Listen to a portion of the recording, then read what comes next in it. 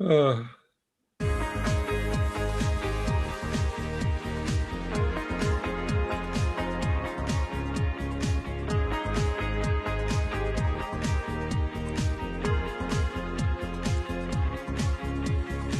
Welcome to LOA Today. I'm Walt Dean here with life coach Dean McMurray, and this is your daily dose of happy. We're very happy you decided to join us today. We're very happy to be able to do anything because just before we came on the show, all of our technology just went kaflooey. Right. It was just bizarre. I So, just I mean, decided that it wasn't going to play today, evidently. yeah, really strange. I mean, the Just microphone went away and then it came back.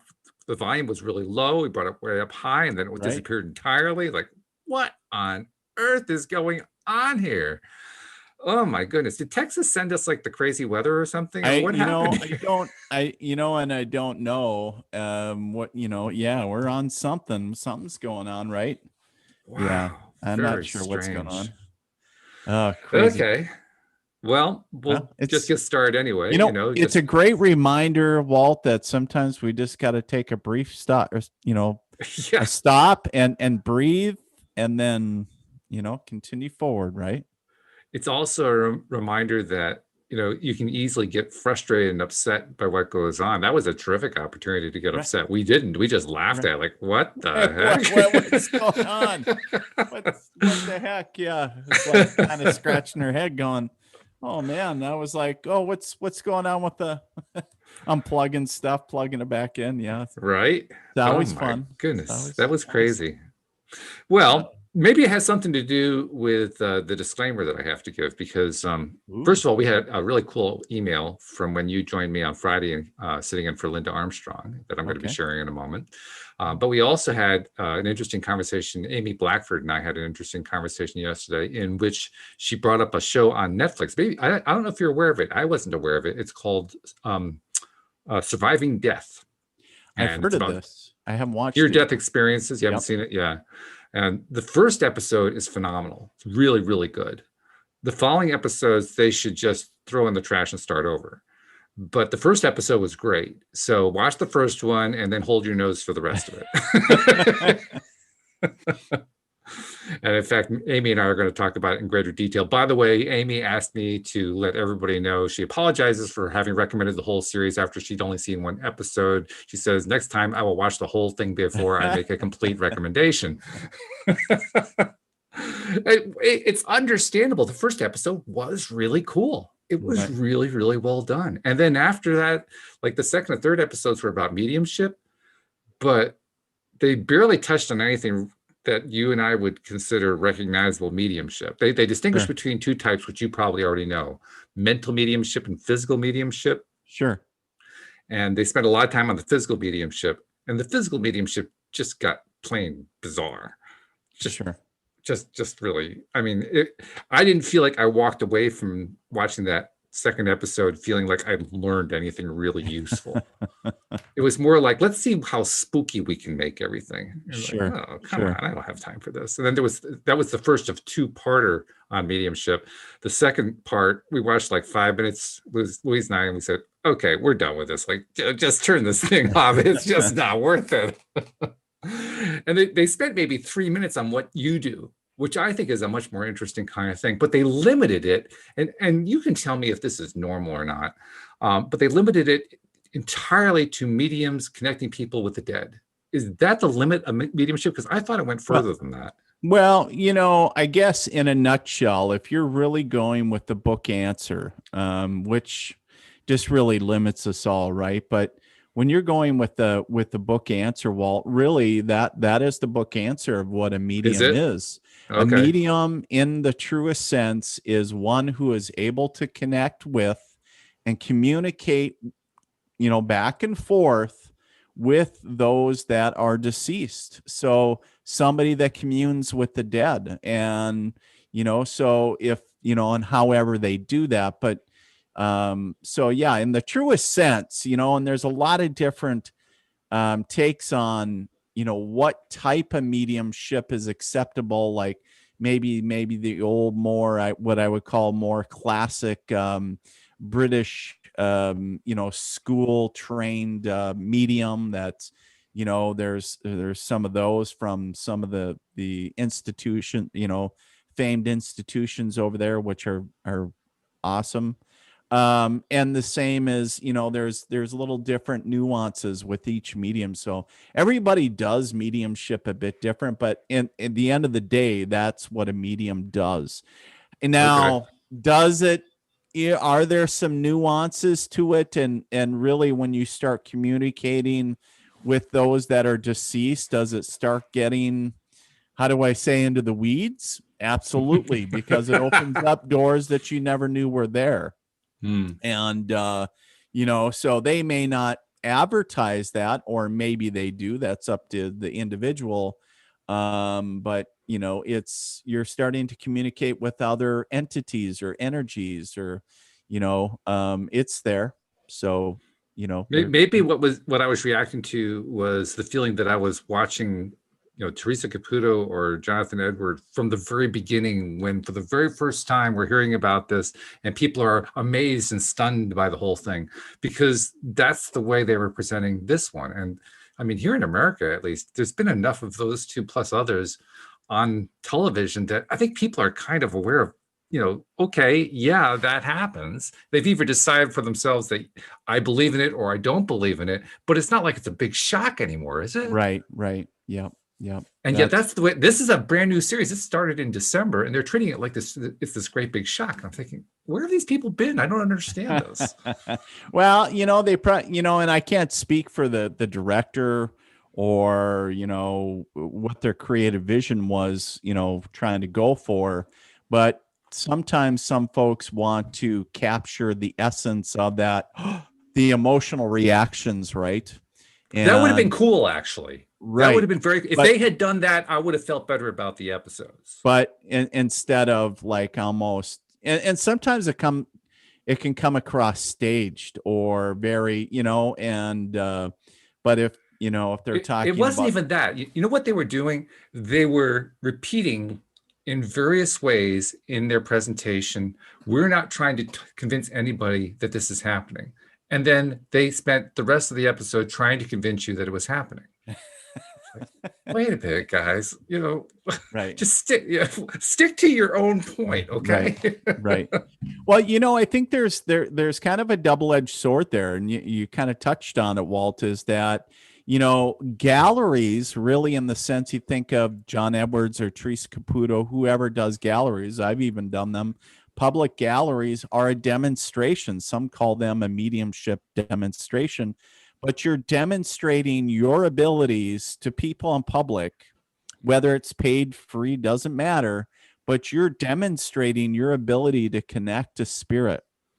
And so it is a demonstration of your abilities, and kind of in a sense, I guess it's really the individual's intent, but if somebody's trying to prove a point, they'll kind of get up on their soapbox to a degree and say, this is the way it is, right? Or, why you should believe or think this way, instead of just presenting, saying, well, if you don't believe it, that's fine, but this is what I'm getting.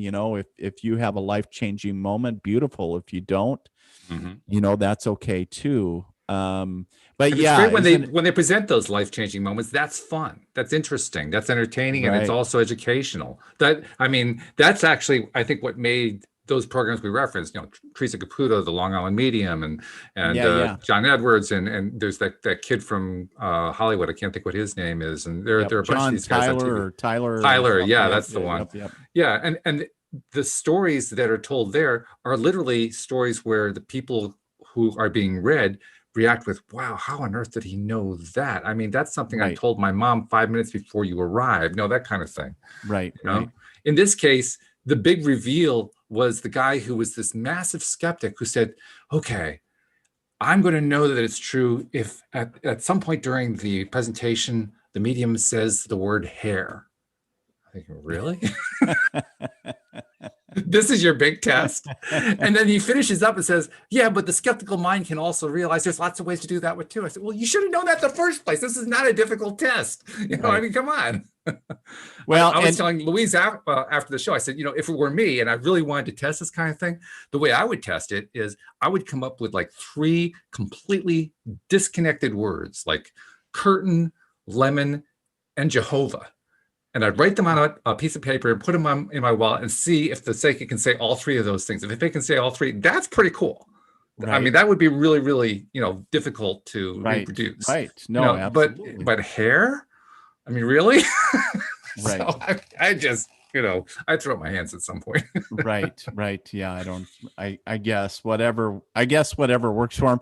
But I do know that there's more to everything that we see on TV. There's so much that falls on the editing room floor, and they can there's that too. And I know from experience that they can take the same scene and edit it and make it say 2 completely different things without them actually changing somebody's words. But it's just by the camera angle and the way they pan, adding a little music. And, it's just completely mind blowing because, when I was involved in a little project, I was just completely, I was like, I didn't know they could do that. Like, and that really just kind of tells you like a lot of stuff, you don't know how much is edited, and not saying that it's BS or whatever, but, they want you to get a certain feel from it or whatever their creative vision is. And, they're gonna, or whatever that network executive, this is what we want to see. This is the kind of vibe we're going for this episode or whatever. Right. And it's so, they're playing to ratings, they're playing to the entertainment value. At the same time, you got to think how many times is that video going to be played or viewed? So, because at the end of the day, it's for them, it's a business, right? And they're not. I guess so, but I mean, I guess this gives new meaning to the term lowest common denominator, because instead of raising the bar, they lowered it. Right. Well, and it's kind of sad too, because I'm sure, because I can't. Number one, I haven't seen this. Is it a documentary or is it a? It's kind of documentary style, yeah. Okay, like a docu-series. It's docu-series. It's supposed to also be presented from a more scientific perspective. They have people who are, from the scientific community involved in it. The first episode was really cool in that way, in that they had people who are doing long-term longitudinal studies from a science perspective. They had one person who had a near-death experience that actually lasted 30 minutes. She was clinically dead in every way. Oh, wow. She was like a neurosurgeon, and she was describing how it completely changed her view, because her view used to be pure medical science, like, life ends when you stop breathing and the heart stops moving, the brain stops functioning. Yep. And now she had a completely different perspective on it. So that was cool. That was really interesting. Kind of, pushing the limits of understanding and so forth. Right. But this other stuff, just like, oh, come on, it doesn't even belong in the same series. It really did. It was such a disconnect. And plus, there was a big thing that I really, really noticed that we talk about a lot here on the podcast that was missing. And if you've ever been to a spiritualist church, I don't know if you ever have. I've been to one time. And they're interesting enough. I mean, basically, it's getting a bunch of readings in a quote church unquote environment. It's not really a church in the sense of a Christian church. It's more, it's a spiritualist church. It derived from the early explorations of the occult and spirituality and so forth, dating back to the 19th and early 20th centuries. And so they're kind of interesting. And one of the things that they focus on whenever you go to one of those meetings is they'll start off by getting everybody to sing or jump up and down and get excited, bring the vibe up, right? Which we talk about all the time, getting into alignment, getting that high vibe feeling, because that's when you're going to get the best results when you're trying to attract something. It's when psychics are going to be able to get better connections. You as a medium, I imagine, get a better connection when you're able to get into that higher vibe space. So, that made sense. And they presented it that way. They said, this is why we do that. And then for the rest of the series, it's like they forgot that they had even said that. After that, it was all, oh, geez. is there a voice there? Oh my God, I hear a voice. Like, what? Where did the high vibe go? It just kind of fell off the table. It was bizarre. It's like they weren't even paying attention to what they were telling you. You know? Right. I don't quite get it. I Yeah. mean, where's the producer's head at? What's his Yeah. deal there? What's he trying to accomplish? I don't know. And, maybe it was going back to the sensationalism of some of these paranormal Maybe. shows that are, more focused on the scare factor or the fear factor, so to speak, Yeah. of, and trying to, get people more like, oh my God, I can't believe, aspect of that. And yeah. I mean, the point where we turned it off on the second part of there was the main first episode, which was great, and the next two episodes were a pair on mediumship.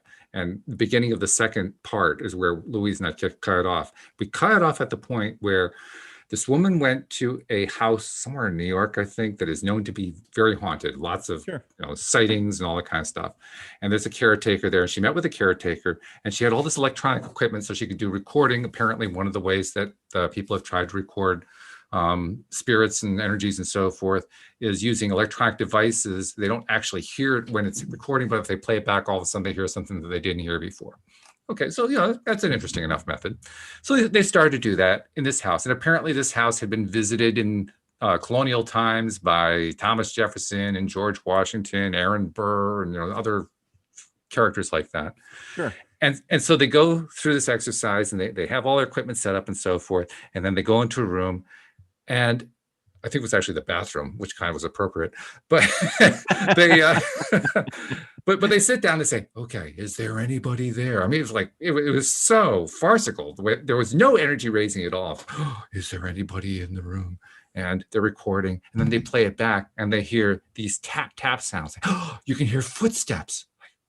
Wait a minute, what happened to the really cool? This is the big reveal. I mean, Right. Seriously, what the heck's going on here? You're showing me footstep sounds. They weren't even good footstep sounds on a recording device that you didn't hear the first time around. Am I supposed to be impressed by that?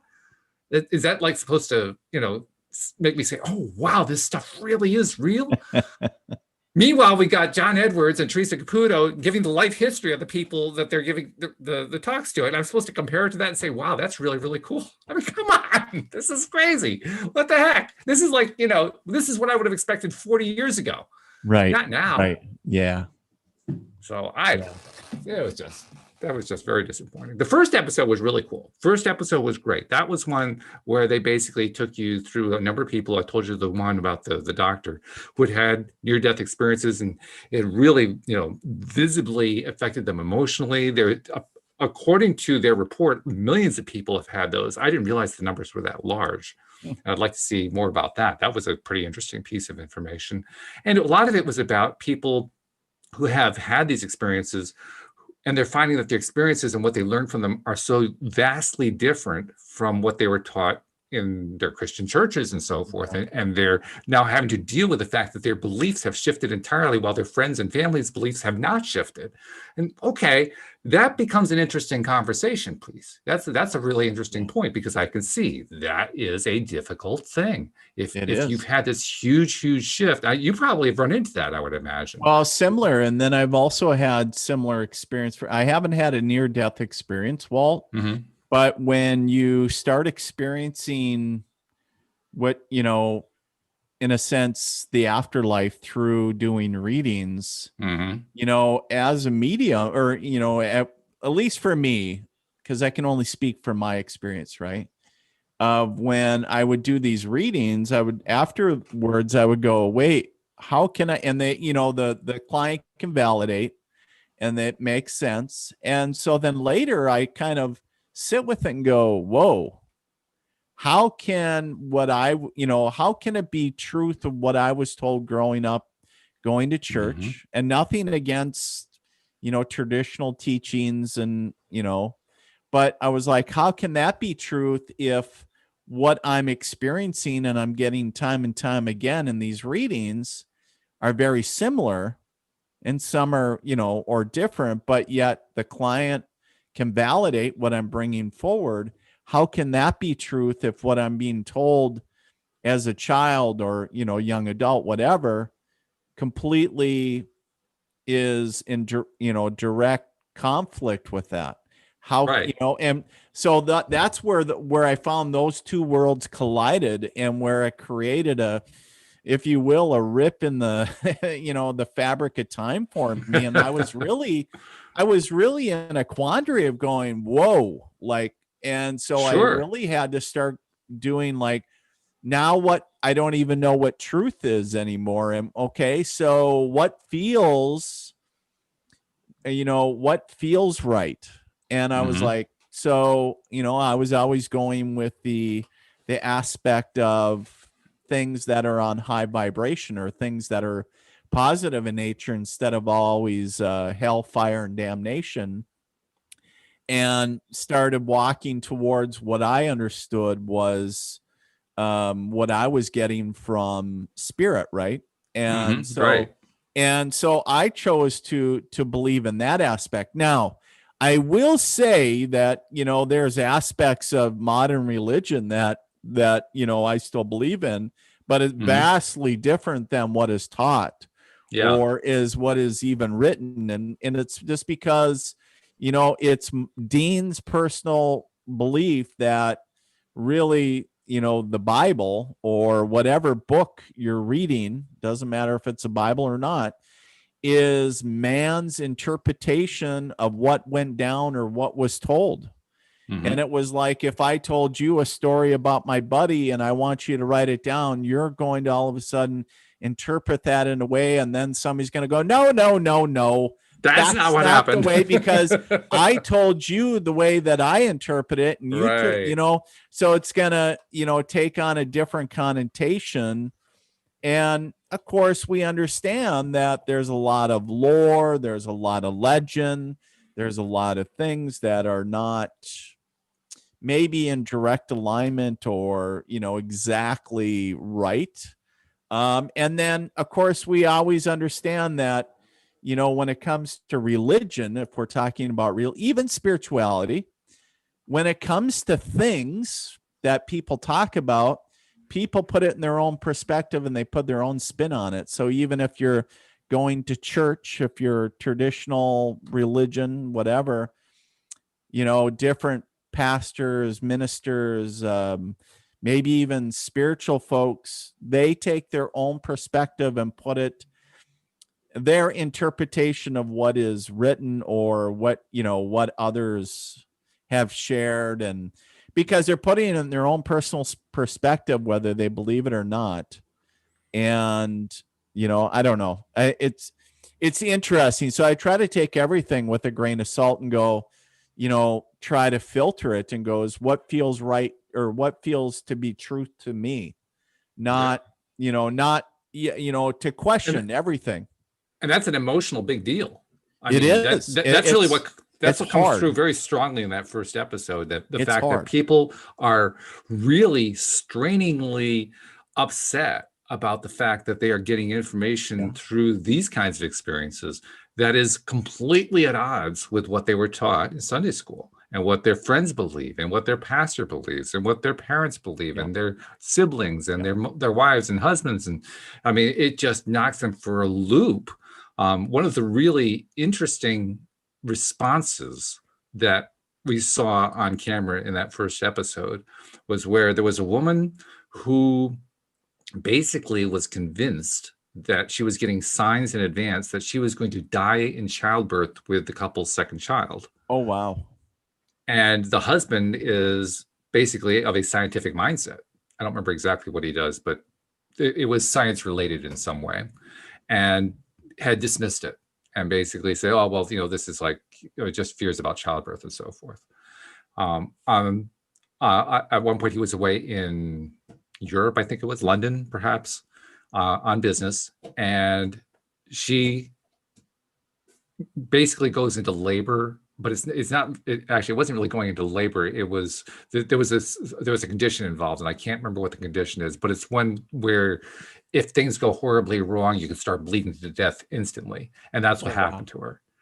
And she ended up driving herself to the hospital. Her I guess they had a nanny. I guess the nanny wanted to drive her. She says, "No, you don't have to drive me. I keep foreseeing my death. It's not on the way to the hospital, so I'm going to be okay." So she drives herself to the hospital. She gets there, goes into surgery. They deliver the child by cesarean section, and she dies on the table. Oh, wow. And her doctor, her pediatrician, who was there, actually OBGYN, who was there, had been told about it, didn't really believe it, was wanted to be a sympathetic bedside manner doctor, so she was giving that kind of support. But then there it happens on the table, and she basically covers herself with her arms and says, "This can't be happening," just in total shock. And then they go through all the procedures of trying to revive her, and I guess 27 or 37 seconds later, after she's declared dead, they revive her. Wow. And then they interview later, and they find out from her that she's able to reproduce all of the conversations that were supposedly unavailable to her because she was under anesthetic and then died. And she's able to reproduce all those conversations word for word. And the doctor is just floored. Like, how could that possibly be? But the best part, I said there was an emotional scene that was set here. The best part was when afterward, the wife is describing this, her husband is sitting next to her, and her husband is saying, "I still don't totally believe in these things. I don't believe in all of this spiritual stuff and so forth, but I'm forced to accept that my wife had a very, very real experience that doesn't fit what I understand. And I'm enough of a scientist to know that when I get new data, I'm curious to know what that new data means." So he was expressing an openness to it. And his wife said something along the lines of, well, what I really wanted was for the one man I trusted and believed in and loved the most in the whole wide world to believe in me. And he comes back with this comment that doesn't affirm her, but basically says, "I probably should have listened." And over on the side, she's rolling her eyes up and throwing her hands like, "Yeah, of course. Why weren't you paying attention to me when I was telling you this stuff?" That's a very compelling scene. The emotion is just coming through so clearly. The message is quite different from what we're used to seeing on television. And it just grabs you by the throat when you're watching it. It was interesting. One time I was having a conversation with somebody, Walt, about, if about abilities, right? And somebody asked me, saying, "Dean, I don't have abilities like you do." And I said, "Well, whether you believe it or not, yes, you do. I believe that we all have these abilities, and whether we have premonitions or mediums, all this stuff, right, is all available to us." And so they came back with it saying, "Well, if everybody has these abilities, why aren't we aware of them? Why is it like we're asleep in a sense for the majority of folks?" I understand right. A lot of people that are very aware of it from a very early age. And I said, I think it's pretty simple, because I don't think that the average person mind, at least in parts of their lives, their mind can't either A, fathom it, or B, handle it. Because if everybody was all of a sudden awake, in a sense, just like that, and was aware of all this stuff, like, hey, you're going to die, I'm going to die on the operating room table, I'm going to get a car accident. I mean, you would freak out. Like, who wants to know all that stuff? Some people have a hard enough time getting dressed in the morning, to be quite honest. I'm there personally myself sometimes, right? And, but the thing is understand that, with these abilities come in a sense, I don't want to call them a burden, but there is an aspect of saying, be careful what you wish for, because you're going to know some things that you probably don't want to know, but it's just information. Yeah. And so I don't think for a lot of folks, number one, they couldn't handle it. But my other, part of me too is, I always think about these things in a deeper aspect and going, if somebody knew, like had, all of a sudden instant knowledge, premonition, whatever it might be, and all of a sudden was awake and could commune with the deceased, whatever their abilities were, would it be like manipulating, or would it change the divine outcome that's supposed to be, like, their whether you believe in karma or their divine aspect of, what they're put here on earth to do. And if all of a sudden, and I understand that we all have free will, right? But at the same time, does that play an aspect of our role here? And some people, like, almost like somebody up in heaven, if you will, just kind of a visualization, touching random people saying, you're awake, you're awake, you're awake. No, not you. Karen, to the back of the line. Phil, get the hell out of here. Right. So it's like going through the crowd and like eeny, meeny, miny, mo, and awakening just enough people to help the masses or help those.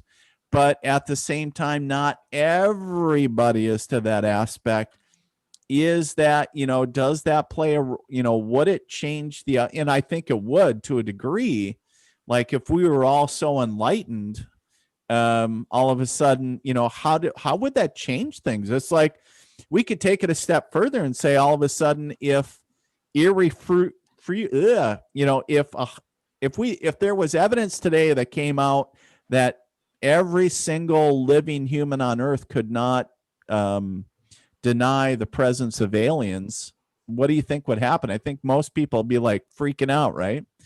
And I don't know about that. I'm not sure. I think so. I think the majority. Here's why I don't think so. I get what you're saying, but let me give you an alternative idea of looking at it.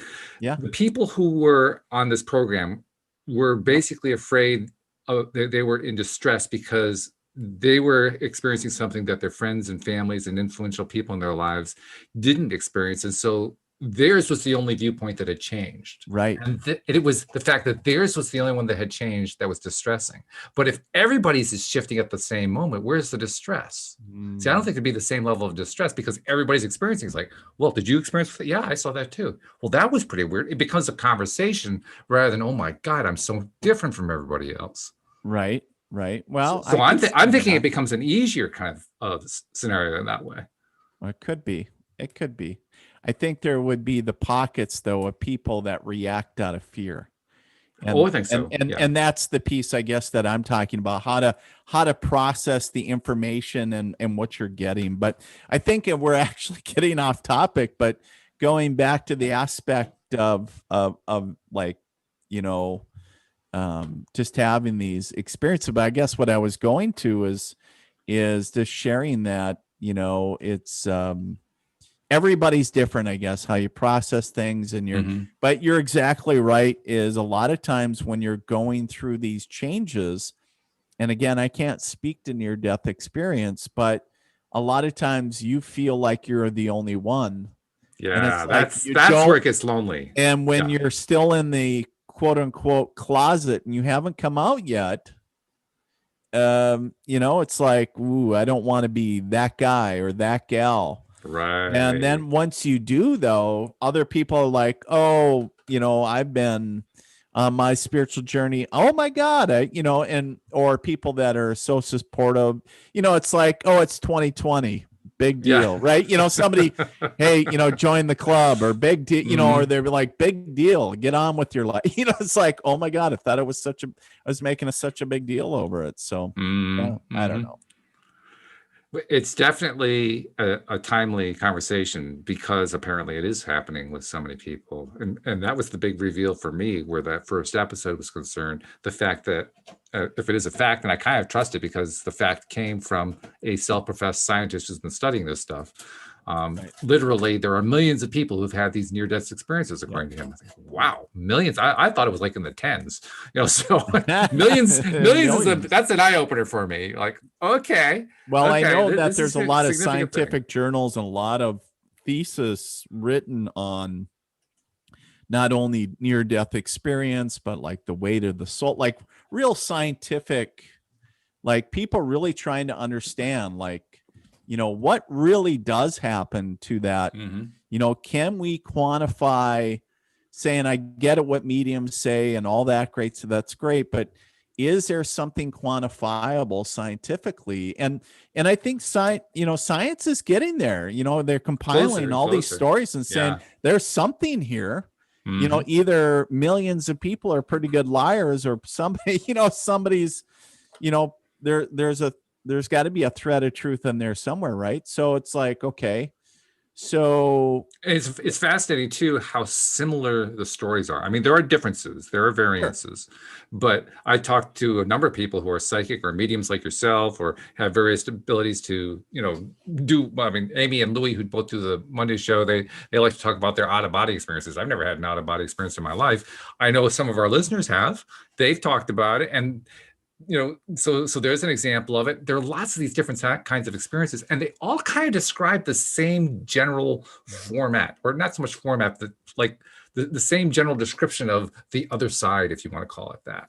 Sure. There's always the story about how there is the loved one who's there to wait for you, and then there's the tunnel, and then there's all these different elements that keep showing up over and over and over again in the various stories that get told. And in fact, the researcher said the same thing. He kept hearing all these different stories about, and they were very different. There were lots of differences in them, but they all had certain commonalities to them. And one of those commonalities was that it basically left people feeling at peace in ways that other things didn't make them feel at peace. There were very definite similarities going on. When I hear about those similarities, and yet I hear that there are differences as well, I think to myself, that sounds real to me. Because you're going to have differences. There are different people involved, so there are going to be different experiences.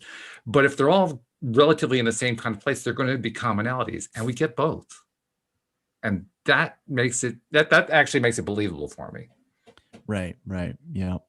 Yeah, definitely interesting stuff. I love chatting about that stuff because it's you can get really deep down the rabbit hole and stuff No like kidding. that. And it's fun talking about it because not only does it expand your awareness and it kind of challenges you to look at things from different angles, whether you agree with it or not, and just really talk about it. I just think I just find it really fascinating. And so yeah, I'll have to check out this docu series. Yeah. Tell us what you think about it. I think you'll especially like that first episode, but you got to tell me what you think about the mediumship episodes. Actually, I had somebody on my military medium page on Facebook actually asked me if I have watched that series, and Oh, really? Okay. And so now I'm going to have to. It's going to be the little push, maybe. There you go. And you need to watch it, maybe. So, well, I tell you, you'll like the first episode. I'm sure of that. You'll find it very enjoyable. But you'll have to report back. Popcorn. Yeah, absolutely. Sit back. It'll be good. Yeah, perfect. I also wanted to bring in the email that Barbie sent us. Oh, yeah. Because you sat in on Friday for Linda, and she sent us a really nice email talking about our discussion, giving some of her feedback on it. So anyway, she writes and says, she writes it, spells it as fun, phenomenal Friday episode. Although Linda was missed, you and Dean hit on bazinga perfection. I don't even know what bazinga means, but it sounds cool. Yeah. She says, when I surrendered the idea that it was okay that I wasn't perfect and accepted this is a journey, I started to trust in my worthiness. Once I learned no one was perfect, and if people laughed at me or made fun of me for mistakes that were really just showing their insecurity or displaying behavior they received at one point, well, that's what 16 to 26-year-olds need to understand to reduce anxiety, stress, and ultimately suicide. Once I felt worthy to participate in life and learned to laugh with others while I fumbled, I relaxed, stopped trying to prove my worthiness, and then I got on with self-love and accepting love, not just superficial relationships. I later realized, she says, everyone at that age is trying to portray the part of an adult without genuinely knowing how, because they have not lived through life lessons yet. Instead of accepting there is still so much to learn, we cover up our insecurities and they come out sideways through attitude, obnoxious behavior, hurtful words, and usually shame, guilt, etc. Whereas teaching people that they don't have to be perfect at 18, although suddenly an adult, we celebrate 16th birthdays, bar mitzvahs, driver's licenses, graduation, but the work and lessons are in the daily grind, losses on the sports field, the subpar grades or performances, the conversations at the dinner table when kids are 5, 6, 7, 8 and growing up. Some of us were sheltered by those, and then suddenly thrusted into the world to learn how to juggle all that with added other pressures. Many remain immature in adult bodies or claim victimhood because they didn't learn the lesson to take responsibility for their life and that they can shift into creating a life of their dreams. So you're onto something with this self-love path. Keep teaching it. So, wow, what a powerful message there. Thank you, Barbie. That was awesome. Yeah. That's great. I guess validation that, talking about that, just solidifying the thread that we were talking about, right? And so yeah, beautifully said. It's nice to know how closely our listeners listen to what we talk about. I Right. mean, that's a pretty detailed email right there. Right. Well, and obviously it touched Barbie very emotionally, very deeply, right? So it's beautiful that and we get a lot of those too. That's what's so cool. Our listeners write detailed emails, detailed messages. And it reinforces not only are they listening closely, they're being affected and it's influencing their thinking, and they're coming back with some ideas of their own, which is even more cool. That's awesome. Just adds a collective of helping others. I love it. That's right. Yeah. And by the way, I want to keep encouraging everybody else, especially if you haven't done it, use the form in the LOA Today app. And that's what it's for. It's called the Ask a Question form, but really it's for any kind of communication. And send in a communication about, what you're hearing us talk about, especially if there's something that kind of touches you and you say, wow, I really want to respond to that. Or if you just want to raise a question, like if you want to have Dean give you a reading, call in, write in about that too. Or just maybe a general question for conversation that you want us to address. That's all valid, but take advantage of it because we love hearing from you and we love the detail that you go into when you write your stuff. I guess I'm trying to empower those who have felt like, they're lurking and like, oh, I don't know if I really dare send something in. Send it in. Right. Send it in. It's so much better when you do. It's so much more fun. Yeah, absolutely. Look at the attention that the people who have sent in are getting. You can get the same attention, right? Right. Absolutely. And that's part of what we were talking about earlier, I think. We've been talking quite a bit about the impact that all of this stuff has on a broader society that doesn't have anywhere near the level of attention to it that we've given. So they don't have the experience with it. They don't have they haven't given it the kind of thought we've given to it and so forth. And I guess in that sense, I can kind of excuse the latter parts of the Netflix series because they're addressing the fact that people haven't really looked at this stuff for the most part. Sure. Putting aside that, as if Teresa Caputo doesn't exist, you can put that part aside, right? Yeah. I never saw that show. Only been on TV for about 10 years. Yeah. Yeah, that's it. Yeah, nothing there. Right. Nothing to see. But no, seriously, the fact that it is seeping into the population at large, and the population, I think the coolest part is the population are largely accepting. I mean, yes, that first episode of the Surviving Death series did focus a lot of attention, quite rightly, on people who are feeling the distress involved in experiencing these things at odds with what they were taught and what their friends believe and so forth. And I get that. That's really, really important. But also interesting to note that most of that is just expression of fears. It's really what's going on inside the person. This is them being very concerned that they're not going to be accepted for this. And yet what I see more often than not, now I have to admit, I'm not totally exposed to what we might call the red state side of things. I used to be, and I'm not so much anymore. So there may be some more resistance there because you tend to find more of the, the hell and damn fire type of thought processes there. Maybe there is a lot more resistance there than I'm aware of. But what I continuously see is people, they don't necessarily understand. Maybe they don't even believe, but they're accepting. Okay, I hear I don't really believe in that, but I accept that you had that experience. I don't even know what it means, but okay, I believe you. That's quite a different experience from, oh, you are the voice of a sorcerer. You are violating the Bible and all that kind. That's an entirely different kind of reaction, I'm just glad to see that there's so much of that more accepting kind of stuff going on. Right. No, absolutely. I think that it's the narrative is changing and so is the climate, and that's a great thing to see. Yeah. So yeah. So no, it's good stuff. When you get somebody who comes to you, I guess I'm kind of curious. Do you get people who express fears and concerns along these lines when they're consulting with you? I have, and I just tell them to go to hell, Walt. I just you're full of it. I'm kidding. I don't. No, I don't.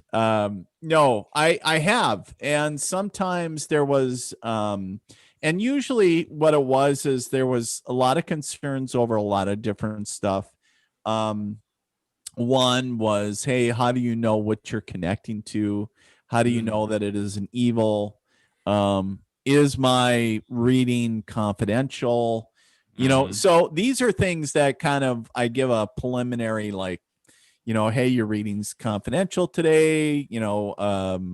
Also, I'm only connecting to divine, spirits. I'm not gonna, so trying to ease some people's fears. But as far as being skeptical, absolutely. I get people that come in and they're like this, Yeah, and arms you can folded, all just that. feel the wall. Like, Yeah. I'm thinking, why are you even here? But they're there for a reason. And saying, and so I try my best. Sometimes there's nothing you're going to do because they're almost borderline cynic Yeah. of saying, if you don't deliver the reading in the box that they're carrying inside of them, you're missing, you're not going to, it's not going to work. And so, I don't want to say I try to disarm them in a sense, but at the same time is just, when I approach readings, just approach them all the same, regardless of where people are. I just, try to I guess connect with them where they're at. But yeah, I get some people that are very guarded, very, I'm very skeptical, or I don't believe in this, or whatever the case is. And again, I'm certainly, I don't say, well, I'm not here to try to make you a believer and then make them, like, you need to believe. I don't, I don't do that. And there's been a lot of times where, be like, well, whether you believe or not, that's up to you. That's not my job to do that. And that lies, it starts and ends with you. It's nobody Which is else's. the honest So, way to do it. yeah. Yeah. And you're never going to change my what I've found is, if somebody's a cynic, you're never going to change their point of view or their belief anyways, Right. until they have their own experience. It has to be something, you talk about, some of these folks with near death experiences, like that doctor, right? And sometimes you have to, in order to really be a big believer or understand it intimately, you have to have your own experience of some sort. Yeah. And so then once that happens, then you're like, holy crap, this was my experience, right? And so then, kind of like when my grandmother came in and, touched me, and it, for me, I needed something like that at that time in my life. Other people need less. Other people, they need more. It's so. But And I always wondered for myself what it would take. Right? Because my right, sister presented this kind of stuff to me long before I got into law of attraction. sure, And I dismissed it. I was I was hopefully polite about it, but I was dismissive. And I remember at the time, if I were to ever believe in anything like this, I wonder what it would take. Well, it turned out it took one word. That's all it took. okay, interesting. And that one word came out of my sister's mouth in a way that she could not have predicted that it was going to affect me, because it was right after my father died in 2008, March 2008. And a few days afterward, my sister lived in the general region where my parents lived. I lived quite a bit north of there. And a few days afterward, she and my mom went to church together. And while she was in church, she got this splitting headache. She had been through enough spiritual classes to recognize from her teaching that this may have been a connection that she was getting from the other side, and immediately thought of my dad. And so in her mind said, "Dad, is that you?" And immediately got back a yes.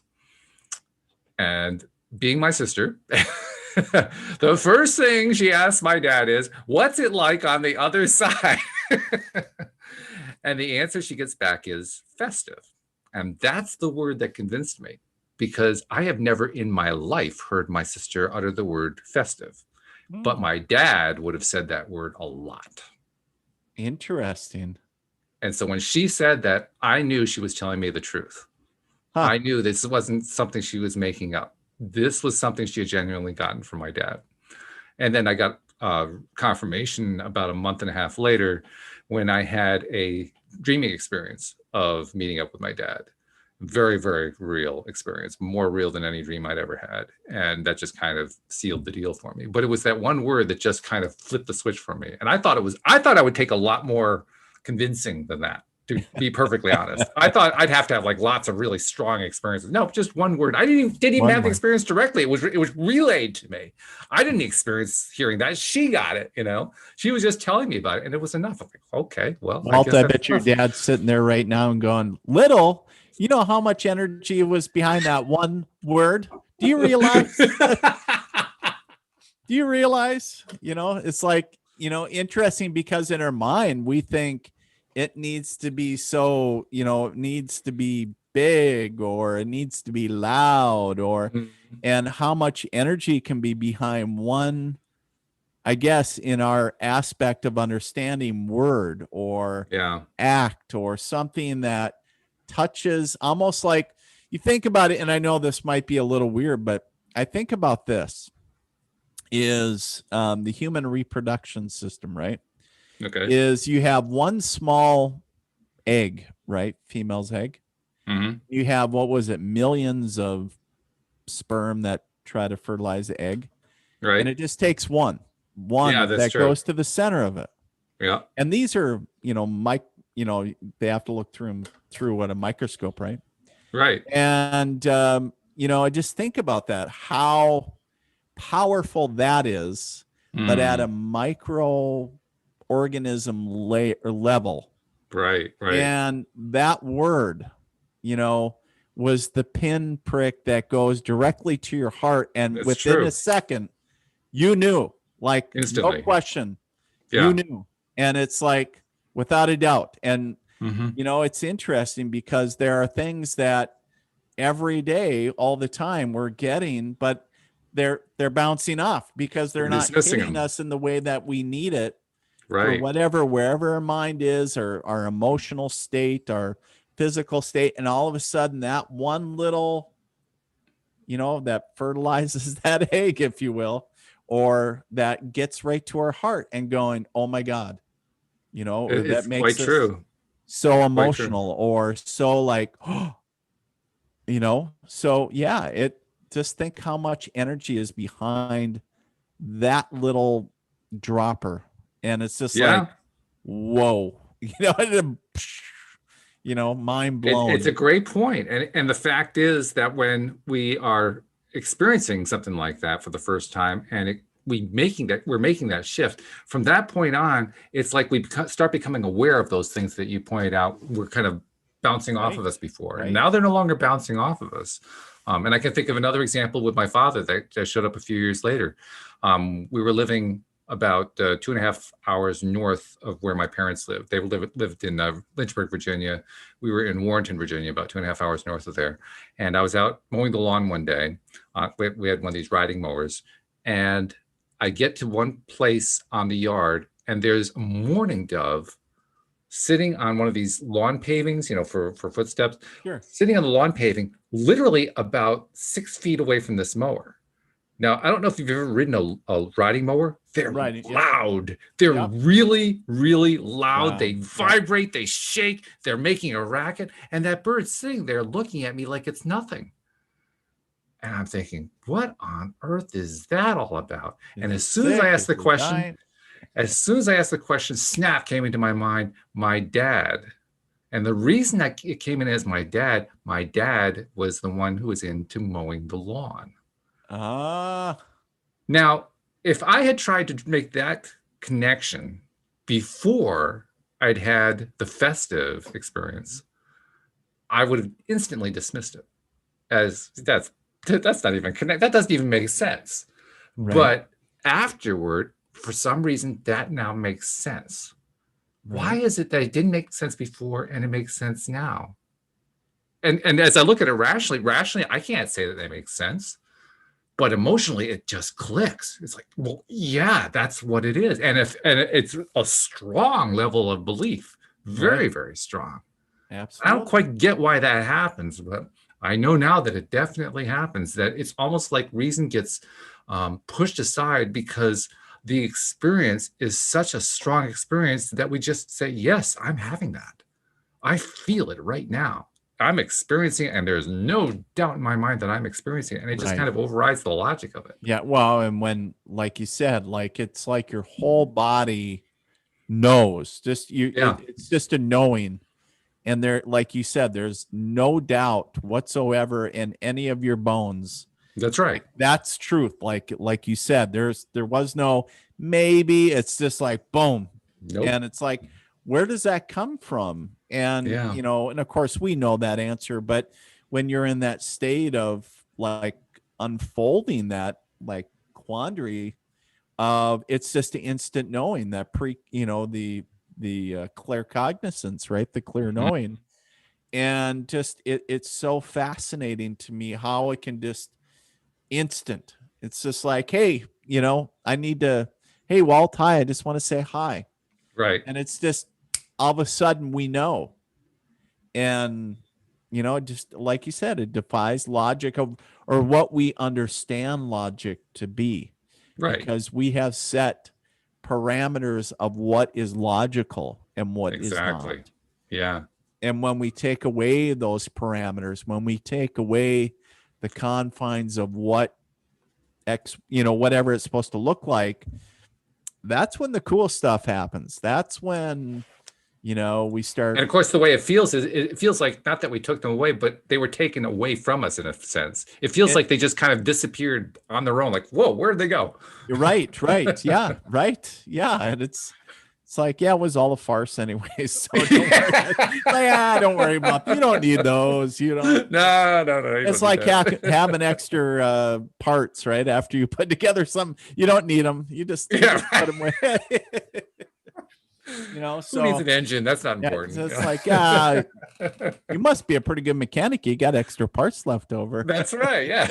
Very, very Yeah, economical there. You just saved right. on some parts. That's good. I had a similar experience as well when my dad passed last year, and I knew that we all knew, or well, especially I knew that he was passing. And one of the things that I have went to my hometown, which is about 4.5, 5 hours from where I live now, and I had went previously in the summer. My dad had a close call with a heart attack, and I went to stay with my mom for a while. Mhm. And one of the things that I passed, and this is pertinent to the story, was like a power glider. Those hang gliders with the Yeah. airplane Yeah. engine on the back. Right. And this is northern Minnesota. They don't. This is not California. This is not Mm. Oregon. So, and I was like, boy, that thing. And I actually stopped on my way there, and I took a picture of it, and I thought, God, and it looked like a death machine. It just a ratty, just an old circus looking, but it was cool, right? Mhm. And of course, jokingly text my wife, "Hey, can I buy it?" And all that. Yeah. She And loved that, I'm sure. right. So, and of course, I went home and spent time with my mom. My dad pulled through. I'd leave, and then the next time I came back was right like, well, actually the day that I drove, the next time that I came back was when my dad passed. And Mhm. actually we knew that dad was kind of, hours before passing, right? Mhm. And I could feel it. And so I was like, and I was driving, and as I got closer to my hometown, my dad always called me Charlie Brown. And he was like, "Hey, Charlie Brown." And I was like, "Hey, what?" And I'm driving, I'm doing like 65, 70. And I was like, "What are you doing?" And he was like, "I'm going flying." And I was like, "What?" And he was like, "I'm going flying with my brother." And I was like, "Oh shit," like that. And I was like, "I get it. What you're like, you're telling me Yeah. you're getting ready to transition. Like you're, Right. his body was already basically he had fallen into a little coma, if you will. But and I was like, brother, like I never knew I had an uncle, right? Wow. On my dad's side. Okay. And I was like, that didn't make sense. And of course, I kind of didn't really think about it. And when I got, and what I saw in my mind was my dad taking that damn glider and flying. Well, as I got up, and I kid you not, as I got up to the corner where it was gone. And I actually rolled down the window. I expected to see it flying because I was like, who the hell would buy it? Like, it was just a ratty, like, and I got home, and of course it wasn't 4 hours and Dad passed away. And I was like, so then of course, after, things settled down a little bit later in the evening, I was telling my sisters and my mom, I said, you're not going to believe this, but I want to tell you about the story while I was driving here. And Dad came and talked to me, and I said, which was really weird. He said he was going flying with his brother. I said, I don't understand that. And my mom goes, oh my God. She goes, Grandma McMurray had before my dad was born, had a child, and it was stillborn. Oh my. And I was like, really? And I said, I never knew that. And she said, well, it's not something you talk about. And of course, my grandfather and grandmother wasn't something that he chatted about a lot. Anyway, it wasn't a really happy childhood because my grandmother died at a younger age from breast cancer. And then my grandfather committed suicide because of her dying. So then as a teenager, my dad had to go live with his cousins. And so he had a tougher, time in his childhood growing up. So long story short, it was interesting. So, and then after my family, my wife and my kids came up for the funeral, and they said, well, let's go to dinner. And of course, it's in northern Minnesota, and this was in the July timeframe. And we all went out to dinner, and we're sitting by the dock, and sure enough, I have my drink sitting there, and a dragonfly shows up right on the drink. Mm-hmm. And I was like, look at that. And I almost touched it. Like, you dragonflies, normally take off. And this one was just sitting there for the longest time. And I was like, so how you doing? I start, I start talking like, hey, how you doing? And I always knew that, by this time I'm already well, but it's, and I was like, that's really cool. So, and of course the kids are there, and, everybody's more aware of that kind of stuff. But yeah, so I just wanted to share, I guess, my personal story with that. And I think that's pretty cool. I think most the listeners that are, of the LOA Today show, could probably, and maybe they want to share some of their cool stories. Yeah, by all maybe means. If you would like to share your story, do so in that little message window, and share about, how you received a sign from a loved one in spirit where you instantly knew who it was, or maybe were validated later, but that would really be really cool to hear as well. And, very good. I always love saying, it's, it bears to be repeated, but love never dies. And I love that when it comes, it's like validation from left field, right? And it's just like, wow, that's it. It gives me goosebumps every time. It's like, that stuff is so cool because it's this validation of those on the other side that are, still there. Very cool. Absolutely. Yeah. Well, definitely anybody who's interested in sharing a manifestation story of that kind, where you got some sort of connection, by all means, use the app to send it in, and we'll include it in next week's conversation. But this was great. Thanks for sharing that last story too, Dean. That was really cool. Those are good to hear. So thank you very much. Thank you to our listeners, and thank you to everybody for tuning in. We'll see you all next time here on LOA Today. Goodbye, everybody.